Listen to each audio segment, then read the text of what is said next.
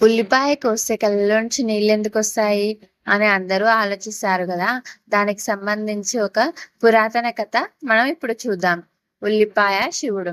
ఉల్లిపాయ, టమాటా, బంగాళాదుంప ఎంతో స్నేహంగా ఉండేవి. ఒకరోజు అవి మూడూ కలిసి నది స్నానం చేసి శివాలయానికి వెళ్లి శివుణ్ణి దర్శించుకుందామని బయలుదేరాయి. దారిలో ఎదురుగా ఒక పెద్ద ఎడ్ల బండి వస్తున్నది. చూడకుండా నడుస్తున్న టమాటా ఆ బండి చక్రాల కింద పడి నలిగిపోయింది. ఆ బాధను తట్టుకోలేని స్నేహితులైన ఉల్లిపాయ, బంగాళదుంప బోరున ఏడ్చాయి. కొంత సమయం తర్వాత ఆ బాధను దిగమింగుకొని ముందుకు నడవసాగాయి. కొంత దూరం నడిచిన తర్వాత పక్కనున్న కొండపై నుంచి ఒక పెద్ద బండరాయి జారి బంగాళదుంపపై పడింది. బంగాళదుంప కూడా చితికిపోయింది. అది చూసి ఒంటరైన ఉల్లిపాయ బోరున ఏడుస్తూ శివాలయానికి చేరుకుంది. గుడిలో శివలింగాన్ని పిలుస్తూ ఏడ్చుకుంటూ కూర్చుంది. ఓ ఉల్లిపాయ, లేవు! నీ బాధ కారణమేంటి? ఎందుకేడుస్తున్నావు? అని శివుడు ప్రత్యక్షమై అడిగాడు.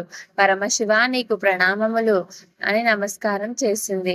నా ప్రాణ స్నేహితులైన టమాటా, బంగాళదుంప నా కళ్ళెదుటే ప్రాణాలు కోల్పోయారు.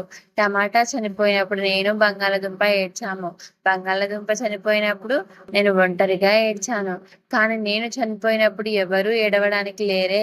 కనీసం కన్నీరు కార్చేవారు కూడా లేరు స్వామి నాకు అని తన బాధను విన్నపించుకుంది.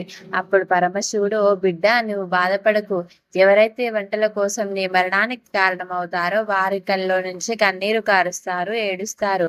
ఇదే నేను నీకు ఇస్తున్న వరం అని వరాన్ని ప్రసాదించి పరమశివుడు వెళ్ళిపోయాడు. అప్పటి నుండి ఉల్లిపాయ కోసిన వారంతా ఏడుస్తారని మన పూర్వీకులు చెప్పేవారు. ఈ స్టోరీ మీకు నచ్చినట్లయితే లైక్ చేయండి, షేర్ చేయండి, సబ్స్క్రైబ్ చేయండి.